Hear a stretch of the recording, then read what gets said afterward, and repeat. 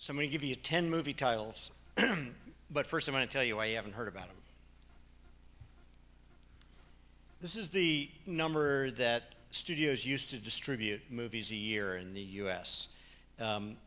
It had gone up and down a little bit, but this is coming from the people with all the marketing resources, funds, and people.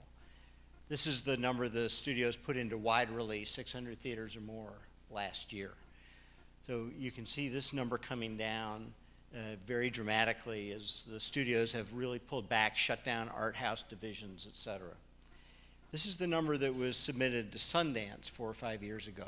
So it gives you an idea of the number of films that were made when they were distributing 450. Now that they're distributing about 174 in wide release, you're about to see the number that was submitted to Sundance this past fall. So the creative energy is there.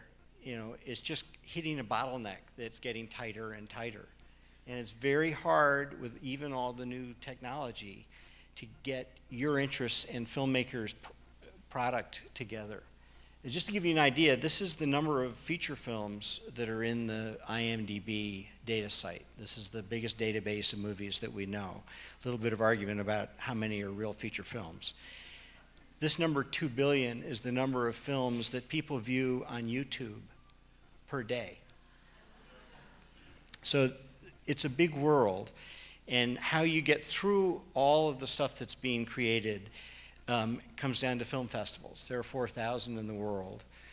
They range in size from big general festivals like Sundance to much smaller festivals that are sports and marketing geared or have very specific goals. Seattle's one of the biggest film festivals in North America, much bigger than Sundance. 25 days, 425 films, 150,000 people go to it. But not very influential inside the film world, not a lot of impact on the marketing.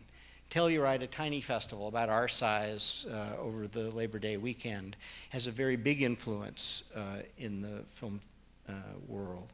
So two completely different scales, but both of them functioning, doing the one thing that we do, and all the films you're now about to hear played at our festival last year. So these are 10 films you probably haven't heard of, certainly haven't seen, but you should go see them now and rent them. So the first one is a film called Dogtooth. It's a comedy about repression. It's from a Greek filmmaker, first-time filmmaker, named Yorgos Lanthimos. It was nominated for Best Foreign Film this year and got no distribution. This is a picture of a young man who grew up in Long Island named James Slattery. He wanted to be a movie star, but he was thinking Kim Novak and Carole Lombard. And we showed a film called Beautiful Darling. He, thanks to Andy Warhol, got to be this movie star.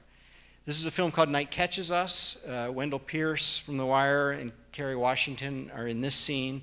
It's about two African-American people in Philadelphia getting together, having been Black Panthers. Extraordinary film, also with no distribution. This is a nonfiction film. This man was Osama bin Laden's bodyguard. The film is called The Oath. He's now a taxi driver in Sana'a, Yemen. And a white woman from America went to Sana'a, met him, and spent a year with him and made an incredible film called The Oath. Laura Poitras is her name. This is Samuel L. Jackson, Naomi Watts, in a film called Mother and Child. A filmmaker named Rodrigo Garcia. And Ed Benning is in it. Most people thought it was the film for which he should have been nominated for the Academy Award. This is a little film called Daddy Longlegs. Ronnie Brownstein is the father right there in the middle with his two sons. It's a film about the responsibility of fatherhood, which he doesn't accept very well. An extraordinary movie. This is also an extraordinary movie called Cold Weather by a young filmmaker named Aaron Katz.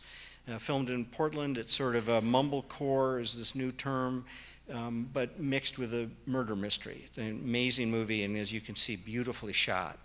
This was by Steven Soderbergh and got no distribution. This was a tribute to a great friend of his, Spalding Gray, the monologist.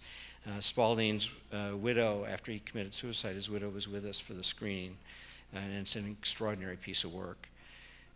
This was a film that's lasted 7 minutes, and it's called Loop Loop, and it's made by a Canadian named Patrick Bergeron. It's about a train trip to Hanoi, and it's one of the most amazing films we showed last year. And this one I'm cheating on, because this is This you can see right now at the Charles. This was made by one of us, about us, and he's going to speak to you in the next portion of the program. So these 10 films you ought to go see. Thanks.